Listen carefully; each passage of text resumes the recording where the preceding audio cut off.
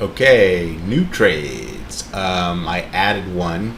Oh, you'll see. Anyway, I'm doing it live here. So this is, you can see when I click on this, the that is the worst, and this is the best. Well, not the best, but this is, you usually get somewhere in the middle like this. And I keep doing it on the worst possible, and it's a good policy, but I'm making it really worse than it really is. But anyway, so I'm just gonna I'm gonna go through these really fast, and then okay. So over here, you see if I'm gonna go 476. There you go, 476. Call that 476. So that's a fill, and then see it's already at 43, but I already see I locked in 476. And then and then here, 46 I'm locking in, 44, but there you go. So that's 40, so 44. Okay, so now I'm coming over here, and 243 I'm locking in. This one is 29 I'm locking in. Okay, on the bearish, 680 I'm locking in, and this is 38. Again, all the worst. This trade, and I'll come back to it in a second what it actually is, but I think I got the wrong one in there. Okay, 174, 176. Okay, and then here is, these you don't have to do that, because when there's spreads they give you the mid, but I'll just show you really fast to confirm. But look, it's always the worst when it's a single position, which makes it easier. So all you gotta do is click on it. Click, wait for a second, click, wait for a second while it fills, click, wait for a second while it fills, and then click. Okay, yeah, $63 in loss already, 75 in loss. It's coming out of the gate. And then here, this is you can see 19. Again, there's no way you're gonna have to do this. It's gonna be 1850, but I'll do it. I'm gonna do 19. I'm gonna do 1850 right there. There it is, 1850. So, okay. So that is, you would easily get it. Okay, so there it is. So let me go back to the beginning. Put in the fact that I got 476. I got 476 and 44 for the first one. Okay, so delete these. The second one, I got 243.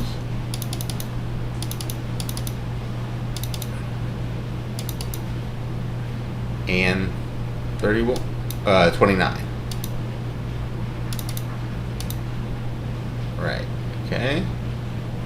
243 and 29. And then this one, I got 681 and 38. Oops, keep doing, sorry. Oops, 38.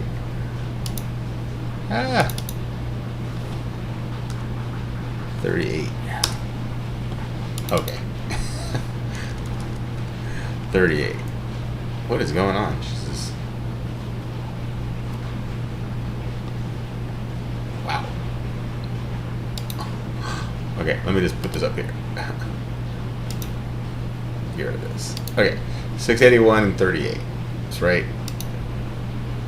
681 and 38. Okay. Delete. Okay. Down here, I was at 176. So that's 176. Okay. Delete that. And then here, I did it. And I think here, I just did it already. I did it up there, yeah. So, delete. Okay, so now so I still have 14 minutes to put the trades in anyway, but they're all in. I think they feel better when you don't do it after 4. So now what I have to do is I would put in real life, if I was putting the trade on, the MES part. So for the core, I don't need an MES over the weekend. If it falls, that's good. The bull, I don't need an MES over the weekend. If it falls, that's good. The bearish, I don't need an MES over the weekend. If it falls, that's good. But I'm doing a reverse, another core with the puts, the opposite way. So I do need it over the weekend because if it falls, it could hurt me. So I'm getting in one of these right when the market closes. But you don't do it. I don't have to. You don't have to watch it the way you do it. I've done it before. I think I've shown you before. But you go like this and you say,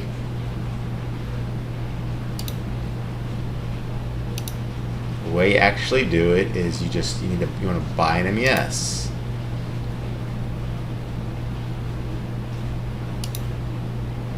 And you say you want to buy it at market, and you want to do it. I like to put it on GTC because that way it makes you put in there a valid condition, but you don't have to. You can put it on day, and then you hit here.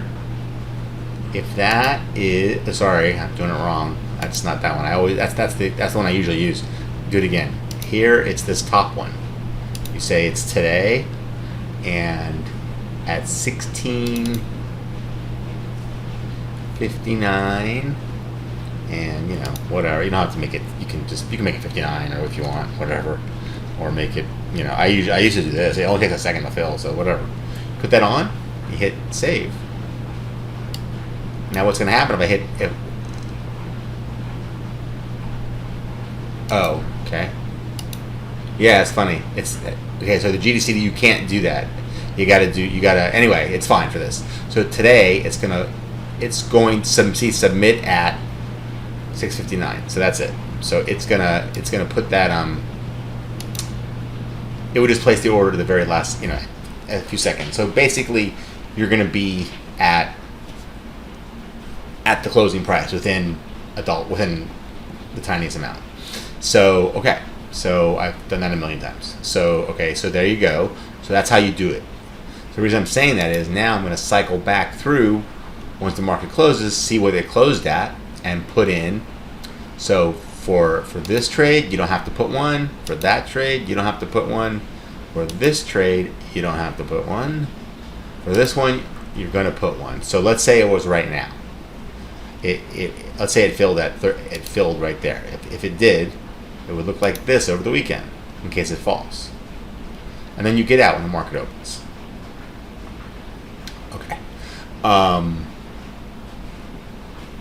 And then once the market opens, you get out, and then I'm gonna set another level to where I want to get in if the market falls.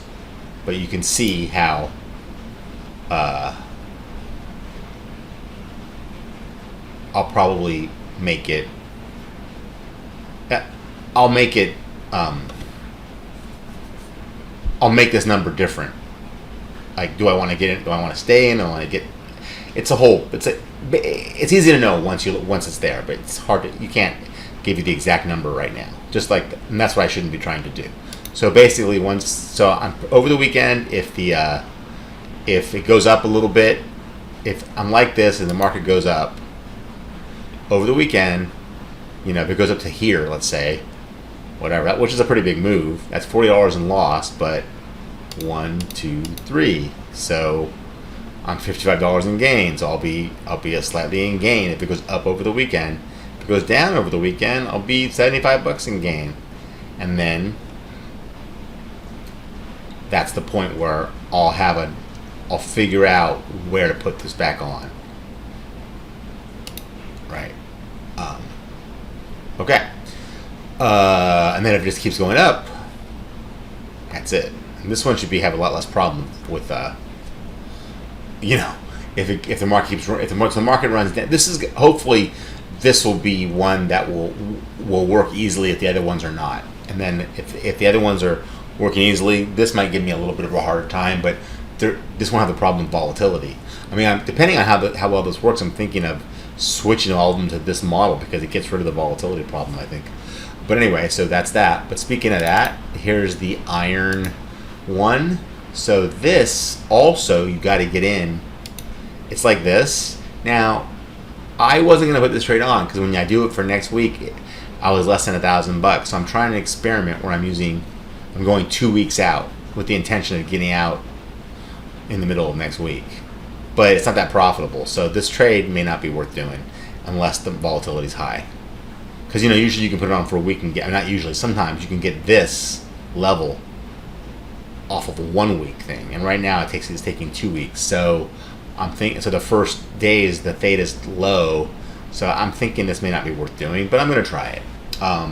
So I have to just get in right at the market, one contract, and the market closes. It's usually two to make the adjustments, but here, just for the weekend protection, I just need to be in one when the market closes. So that's that. Okay, and then my volatility proof one. So this, which did really well, I am going to it has the protection. Like if this right now, if it's been on 31.35, you get in, and if it goes up to here, you just get out, and the other way too. And those numbers might change after the weekend. But just for the weekend, I don't want it to, it could happen. It could start to fall hard. So I'm putting this on right now. And it's the same dynamic. Obviously, this trade is very similar to this trade.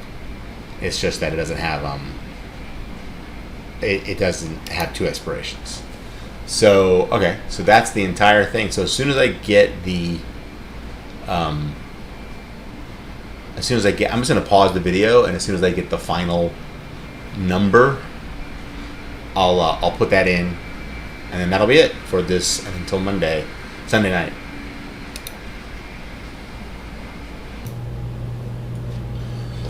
Okay, I'm just waiting for the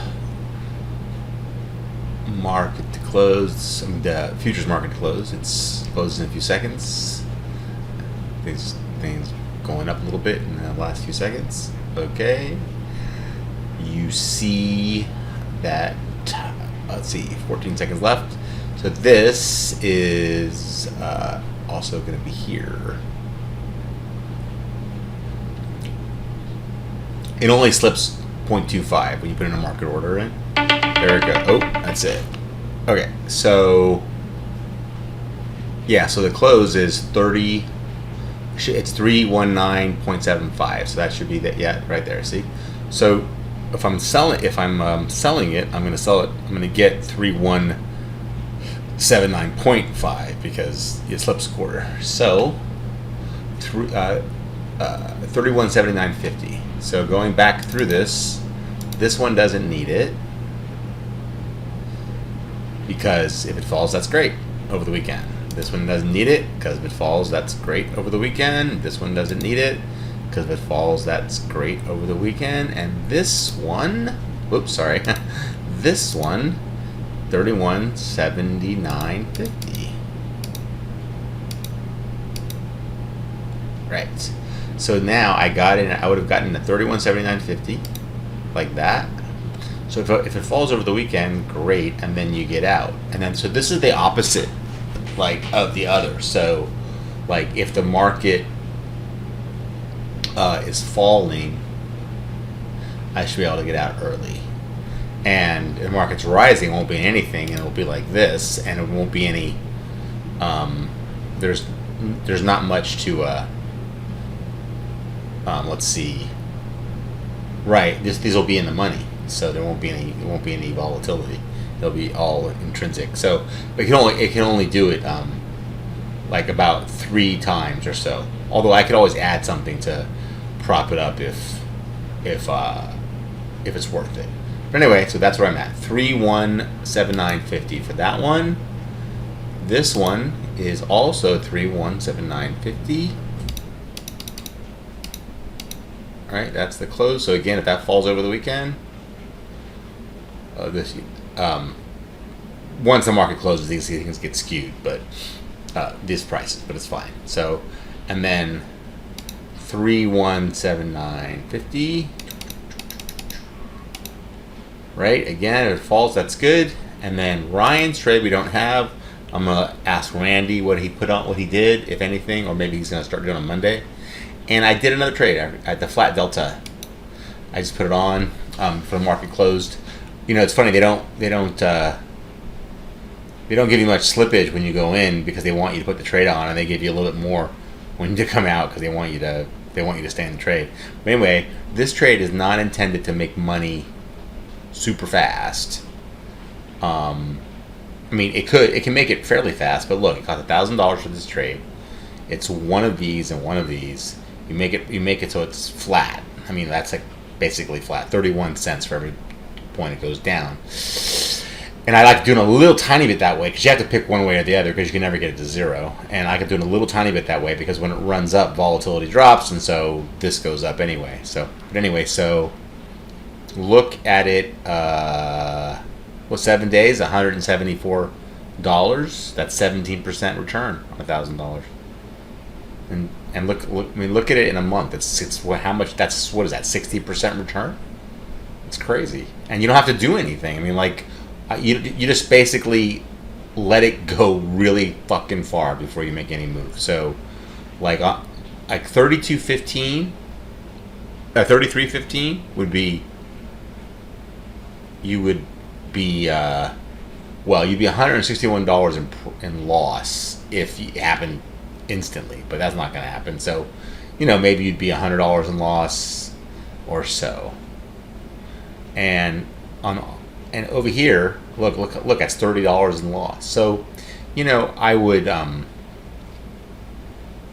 if the market falls, when the market falls, the volatility goes up on these options, but because the price is getting farther and farther away, even though volatility is going up, it doesn't really keep up with how much this declines. So this doesn't really get worse.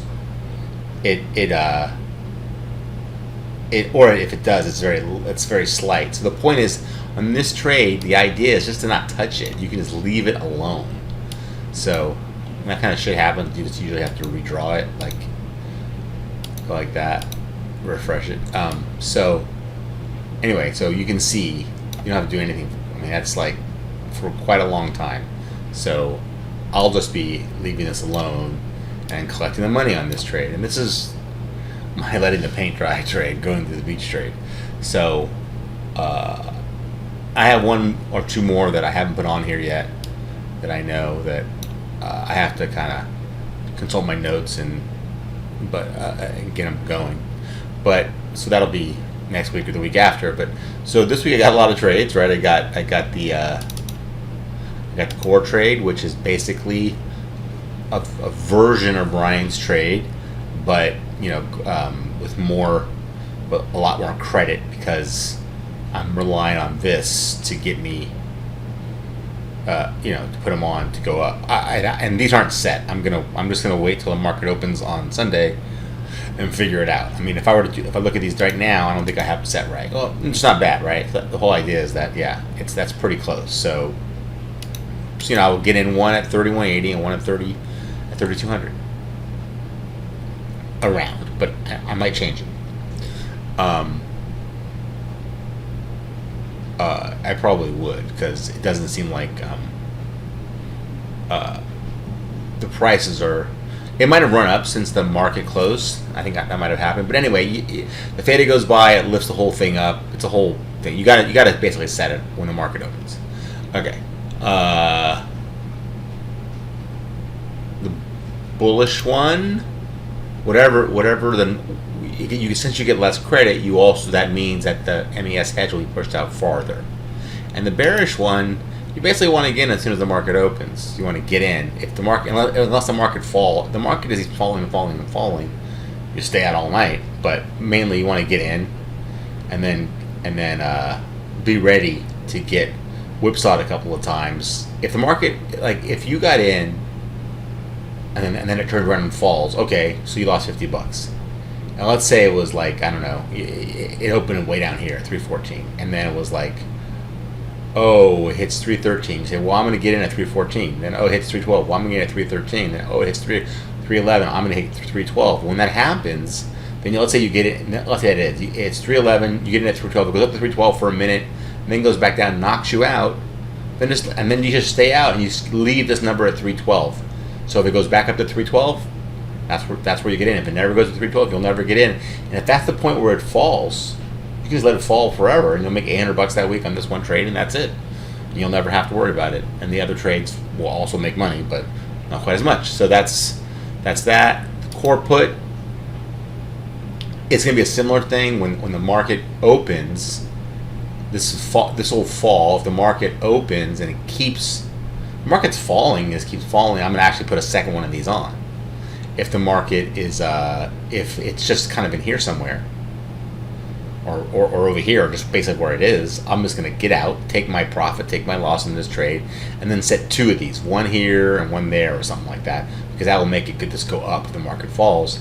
And when the market's going down, you'll be in that, and when it's going up, you'll be in none, and it'll be like this. So I'm curious how these are going to play together.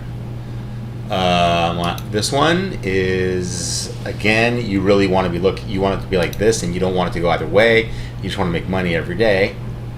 But for the weekend, you got to get in for protection, and I'm thinking this may not be a good trade to put on unless it's pretty volatile, because you're not getting much theta every day. So, but I'm going to play it out this one more week like this, and then if I'm convinced that I'm right, I'll only put this trade on when it's volatile. And what I mean by that is that after 1 week, with one week to the nearest expiration, you can get something like this, like in the $1,000, near $1,500, $1,200, $1,500 range. Because right now you can get that only to put 2 weeks on, and so that means that you're not going to make by the end of 1 week. You can see,